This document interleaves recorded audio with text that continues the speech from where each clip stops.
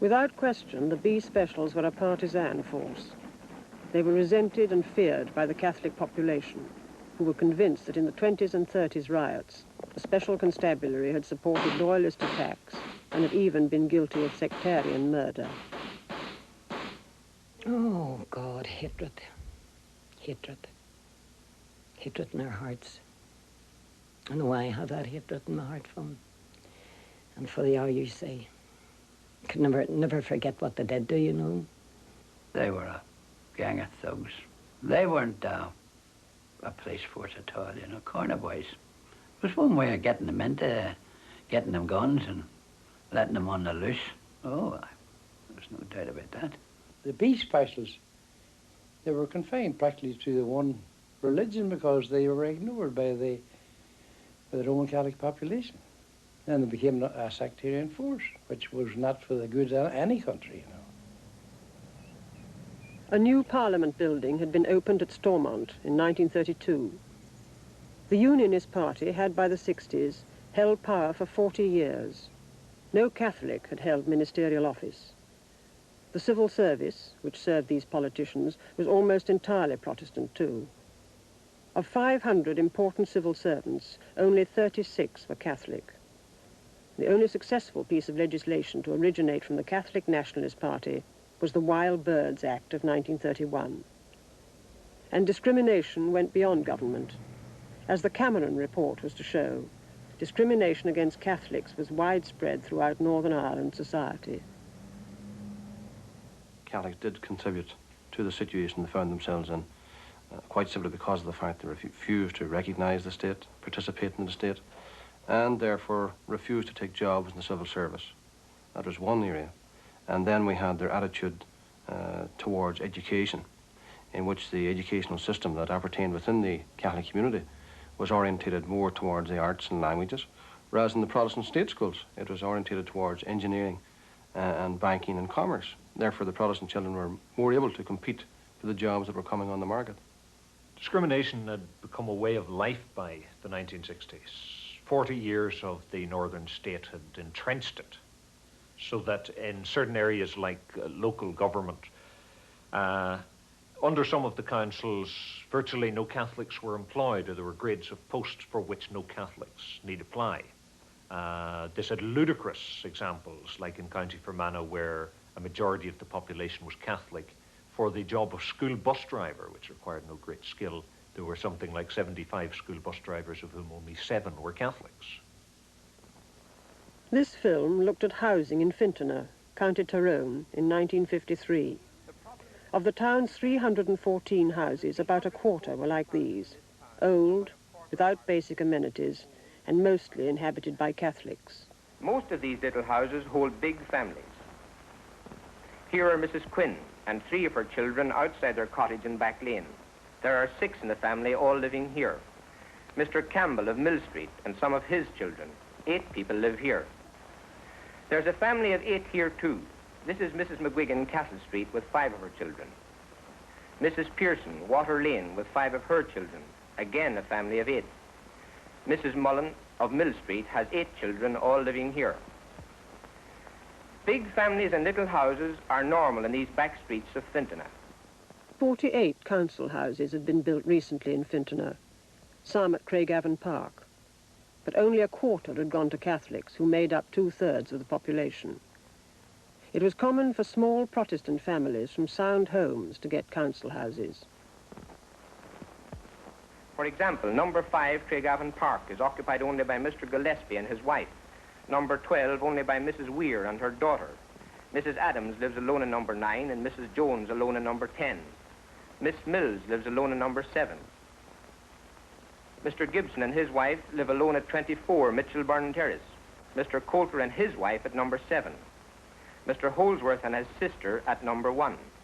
Most of these people already had quite comfortable homes when the council houses were allotted to them. Mr. Holsworth, for instance, sold this farm at Kilgort, near Fintona, before moving to his new house. This bungalow at Coney Warren, 10 miles from Fintona, is also a council house controlled by the Omagh Rural District Council. Mrs. Jones left it for 10 Craigavon Park, where she lives alone. Such injustices could not have happened in the rest of the United Kingdom. Local authorities there allocated houses on a point system. People were placed on the waiting list according to the size of their family and the condition of their house. In Northern Ireland, it was at the discretion of local councillors. I would be very foolish to deny that certainly discrimination did take place. But I think it must be pointed out that discrimination went on in both camps, Protestants against Catholics and Catholics against Protestants. And I think it must be accepted that politicians, to exist and continue in power, will always discriminate against the other side, to keep their own side happy, to get the votes, to keep them in the position that they're in. Local councillors were not elected on the same basis as their counterparts in Britain. Over a quarter of the population had no vote in local elections, and most people who owned factories, offices and shops had more than one vote. But this was not the only eccentricity in Northern Ireland local government. Many local authorities like Derry, with Catholic majorities, had Unionist councils. The device that ensured control by the minority was known as gerrymandering and involved drawing up the electoral boundaries in such a way as to favour one side. The Waterside ward had 3,500 Protestant voters and 1,800 Catholic. It elected 4 Unionist councillors. In the North Ward, 4,000 Protestant votes defeated 2,500 Catholic votes to return 8 Unionists. In the South Ward, 10,000 Catholic votes, as against 1,100 Protestant votes, returned 8 Catholic Nationalist councillors. So in all, 12 Unionist and 8 Nationalist councillors were returned to sit in Derry's Guildhall. The Unionists controlled the council. 8,800 Protestant votes returned 12 councillors. 14,500 Catholic votes returned 8 councillors. Derry was not unique. Around the old walled city of Derry, a Catholic vote was, in effect, worth less than half a Protestant vote. Londonderry was a symbol of Protestant fortitude. Behind these walls, the Protestants in 1689 had heroically resisted the siege of the Catholic King James II. But for Catholics, Derry was a symbol of all that was unjust in the Northern Ireland state. The very stones in Derry oozed discrimination. The city's geographical location symbolized discrimination because Derry was a plantation city. The old walls of the plantation town were still intact. They were still on top of a hill. They looked down upon the vast, sprawling ghetto of the Bogside. And so to the Catholic population of Derry, living in places like the Bogside, they looked up and saw the Protestant city on a hill dominating them in the 1960s as it had done in the 1690s. If the Unionists were to retain control of the city, it was impossible to rehouse Catholics in the Bogside outside the Catholic ward, since it would upset the delicate electoral balance. The Cameron report said, "Council housing policy has been distorted for political ends in Unionist-controlled areas." The people from these slums in the Bogside had to be rehoused in the Cregan council estate within the ward, but that only consolidated the Catholic ghetto. Derry was the most depressed city in the United Kingdom. Here, in the 60s, unemployment among men was as high as 1 in 5. There was also discrimination at work. An analysis based on the 1961 and 71 censuses found the average Protestant to be a skilled manual worker, the average Catholic an unskilled manual worker. In shipbuilding, 90% of the workforce was Protestant. In engineering, 85%. And the Cameron report found clear evidence of discrimination by local authorities. And those not drawing a wage, the unemployed, were twice as likely to be Catholic. In a whole lot of areas of private employment, particularly in the shipyards and the skilled engineering industry and so on, hardly any Catholics were employed. A whole lot of areas of private employment, particularly in the shipyards and the skilled engineering industry and so on, hardly any Catholics were employed. With the result, with important effects on the structure of the Catholic population, so that by the beginning of the 1970s, surveys have discovered that the Catholic community had become one with a very small professional middle class, a very, very small skilled sector, and a very large sector of unskilled, semi-skilled, unskilled, and also unemployed. This growing unskilled Catholic working class was excluded from political life and the social satisfaction of work. From this strata of society would come those who would first throw the stone, then the petrol bomb, and finally take up the gun. But in the 1960s, these injustices, the siege mentality that sustained them, and the sense of grievance they were nurturing, were acknowledged by few in Northern Ireland, and even fewer in Britain. For the moment, the back streets of Belfast were only filmed by amateur photographers.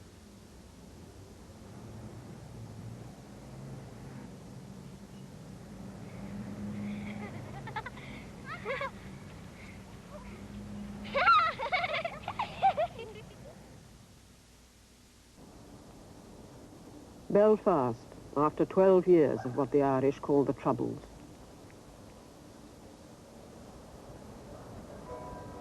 In Northern Ireland, there are two communities with different loyalties. Protestants largely give their allegiance to the United Kingdom. Most Catholics feel that Northern Ireland should be part of a united Ireland.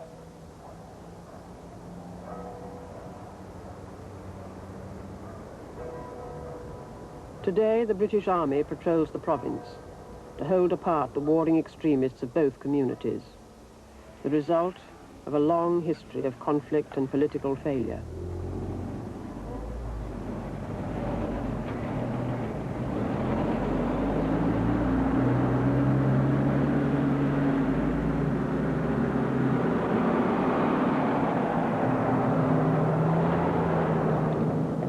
"15 years ago, scenes like these were unimaginable. At that time, the Protestant Unionist party had been in power for 40 years. The Protestant ascendancy seemed assured. The state appeared secure. But the events that would bring British troops back to Ireland again were imminent.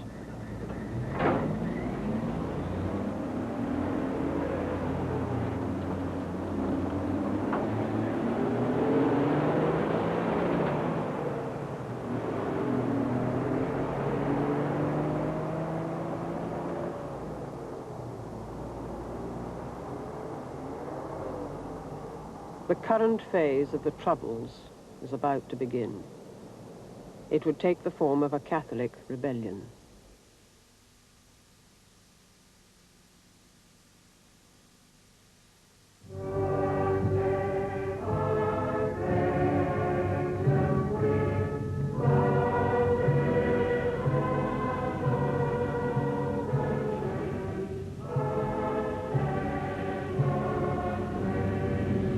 July 1966. Queen Elizabeth II visits Northern Ireland. The Protestant majority greet their British monarch. Their loyalty expresses not only a desire to be British, but also a fear that they might be forced to be part of a united Catholic Ireland, which would threaten their Protestant way of life. So the Queen's visit was important and reassuring.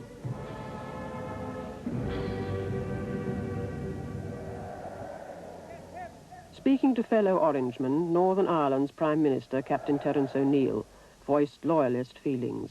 Alone, we would be a small, insignificant body of people lost in the Atlantic and surrounded by enemies. Many Ulstermen have fought in 2 wars to keep the flag of freedom flying around the world. Here in Ulster, the Union Jack is the flag of freedom. And my task, my duty, and my resolve are to keep it hoisted at the top of the mast here in our beloved Ulster. But Northern Ireland was a Protestant state for a Protestant people. As Catholics watched the Protestant Orange marches, they were reminded of their place in society. For 40 years, no Catholic had held important political office in Northern Ireland.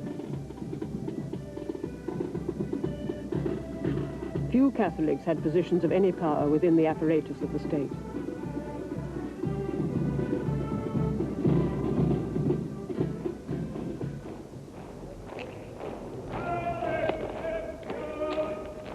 The armed police of the province, for example, was almost entirely Protestant.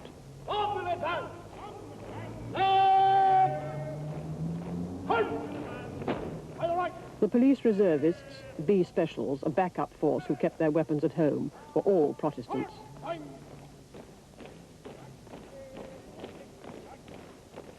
The government was enabled under the Special Powers Act to suspend at the stroke of a pen all normal civil liberties, powers that had been regularly used against the Catholic minority. Many Catholics had opposed the state from its inception, some Republicans with violence. So, it was argued, such powers were needed to meet this threat.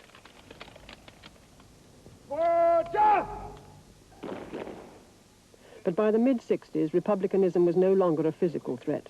The IRA had abandoned violence as a tactic.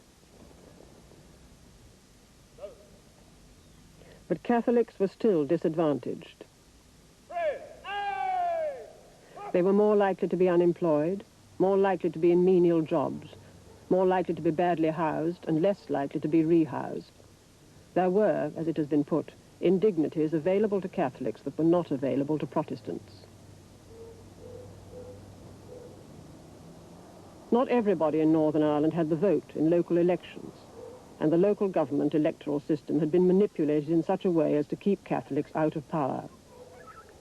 In Londonderry, only one example, 2/3 of the population were Catholic, yet there was a Protestant Unionist council.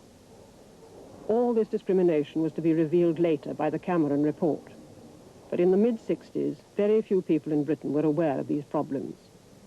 The press and TV seldom reported from Northern Ireland, and rarely critically. Broadcasters were encouraged to leave reporting to the locals, who, it was said, best understood the region and its particular difficulties. There was an emphasis on the common ground between the two communities, rather than the differences. But in 1959, Alan Wicker reported for the BBC programme Tonight about Northern Ireland. Only the first report, on betting shops, was broadcast.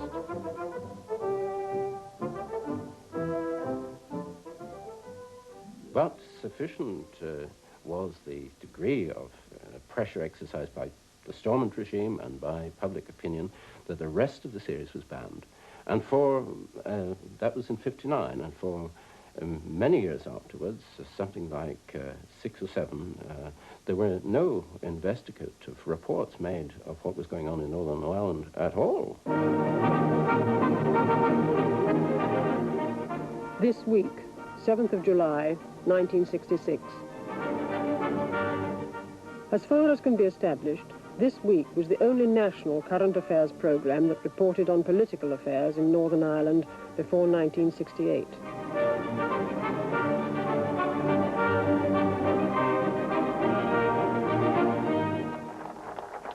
I know the word of God has many enemies. Church of Rome has burned it and banned it. The modernists have pen-knifed it. But praise God, the old book still stands, and it'll stand forevermore. So let's hear this. The voice of the Reverend Ian Paisley rings out in Ulster, and many listen. To his audiences, he is Martin Luther come again, the true defender of the true Protestant faith.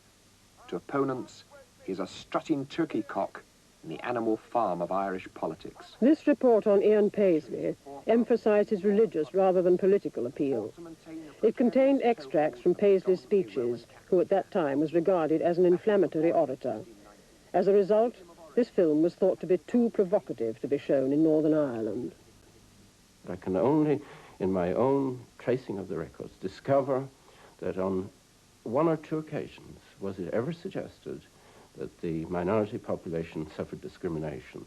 In fact, I would say that the account given of Northern Ireland society in the Cameron Report, which followed the immediate outbreak of the Troubles, was such that as to reveal to the total population elements of a situation which was unknown to many of them. The media was not alone. By the convention of some 40 years, Westminster rarely discussed the province's internal affairs. Yet Parliament had the final authority and responsibility for Northern Ireland. Well, it was virtually impossible to raise about 9/10 of the issues. Anything that had been devolved upon the Government of Ireland under the Government of Ireland Act could not be raised on the floor of the House of Commons. And all the things that we really wanted to raise, all the grievances, just could not be raised. The Speaker would immediately rule you out of order. And the only thing I remember very clearly was Hugh de Largy, who was one of the few MPs interested in Northern Ireland, standing up and saying, "Mr. Speaker, what else can we raise except for the question of Harland and Wolff?" The province had serious economic problems. Its main industries, shipbuilding and textiles, were depressed. Unemployment was high. With the economy needing reshaping, it made sense to cooperate with the Dublin government. But Protestants were alarmed when O'Neill invited Sean Lemass, the Irish Prime Minister, to Belfast in 1965. For over 40 years, the South, devoutly Catholic, had been hostile to the North. Its constitution not only laid claim to sovereignty over the North, but also enshrined Catholic theology. Protestant apprehensions increased when the General Assembly of the Presbyterian Church met in Belfast in June 1966 to discuss closer ties with other churches. Some Ulster Protestants, particularly the fundamentalist Free Presbyterian Church, saw in these talks the danger of a Romeward trend and the erosion of Protestant values. Their leader was Ian Paisley. When this Protestant demonstration passed through a Roman Catholic district, Crommack Square, sectarian fighting broke out. Paisley was later charged with illegal assembly.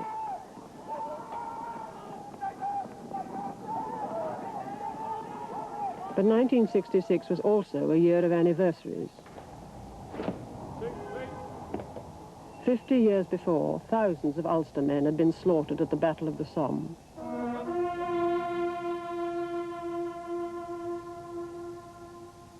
Protestants remember that sacrifice for Britain.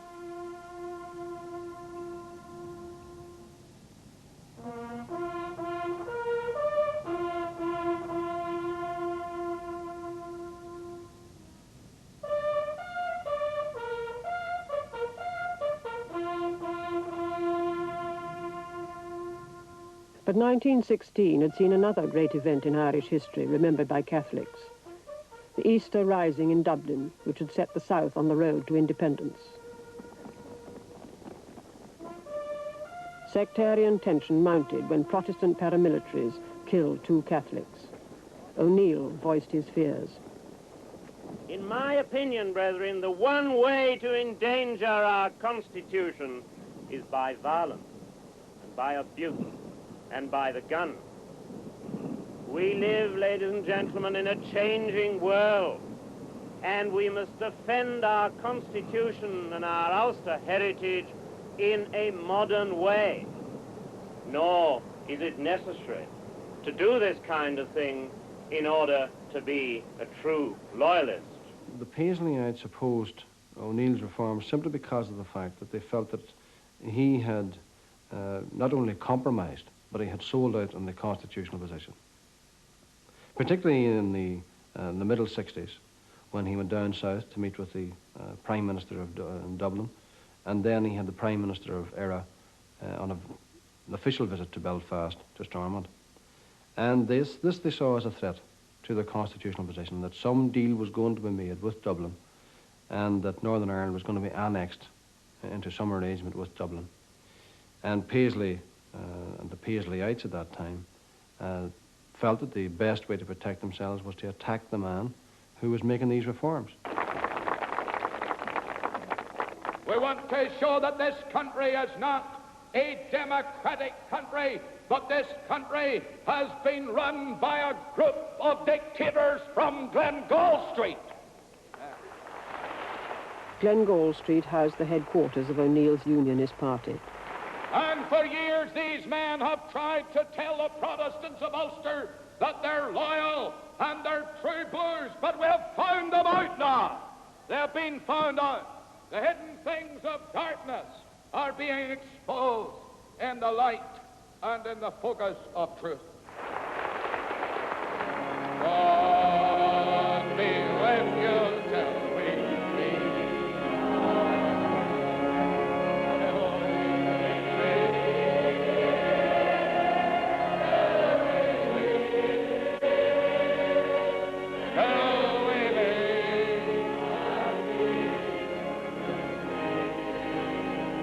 Paisley was about to go to jail, having refused to be bound over for his part in the Crummock Square riot.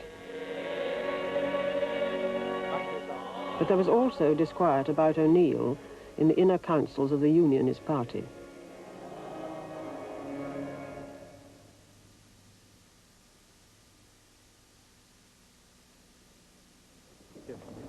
Prime Minister, would you care to comment on the meeting, sir? No, very, very happy meeting, very successful. Thank you very much indeed. Thank you. Any criticism at all, Prime Minister? No, very happy. O'Neill was finding Northern Ireland unreceptive to economic and social reform. The Unionist chief whip was James Chichester Clark. And I think there's a certain feeling that perhaps the Unionist Party have gone soft on firm Unionist principles.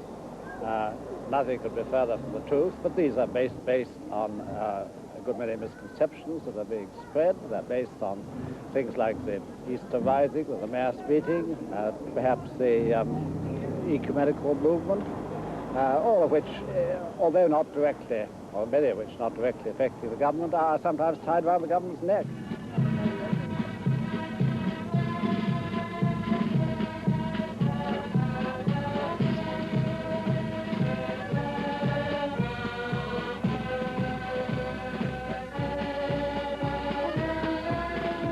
Now, when Protestants marched, they were worried by what O'Neill's liberal attitudes might unleash. Ian Paisley articulated their fears. I'm a free-born Protestant, and all the intimidation, and all the slander, and all the lying about me will not stop me in my campaign in Ulster to keep Ulster out of the south of Ireland. O'Neill's attempt to modernise Northern Ireland society was unleashing raw forces on his political right, but from the left he faced a demand for civil rights. During the 60s, there was an increasing number of radical groups of mostly, but not entirely, Catholics campaigning for social justice in the north. By 1968, they'd begun to consider direct action of a kind that was fashionable at the time. In Caledon, County Tyrone, a badly housed Catholic family was squatted here and evicted in front of television cameras. The house had been allocated by the Unionist Council to a young, single Protestant woman. A Catholic Nationalist MP who had organised the squat spoke to Ulster Television. Well, I've drawn attention, I might say, highlighted the situation. It's a form of non-violent protest, of which I felt was necessary, considering that I'd used every parliamentary strategy possible to remedy this injustice, and I give no assurance that in the future that I will not resort to similar activities in order to highlight the position. Social forces long at work in the Catholic community were about to erupt. The generation of the early 60s was one which had not participated to the same extent in the defeats of previous periods and which had grown up completely within the state. So they weren't as demoralized or defeatist as their parents were. Another factor was the increasing availability of education as a result of the post-war Education Acts and so on, which brought a lot of the Catholic population into secondary education and third-level education for the first time.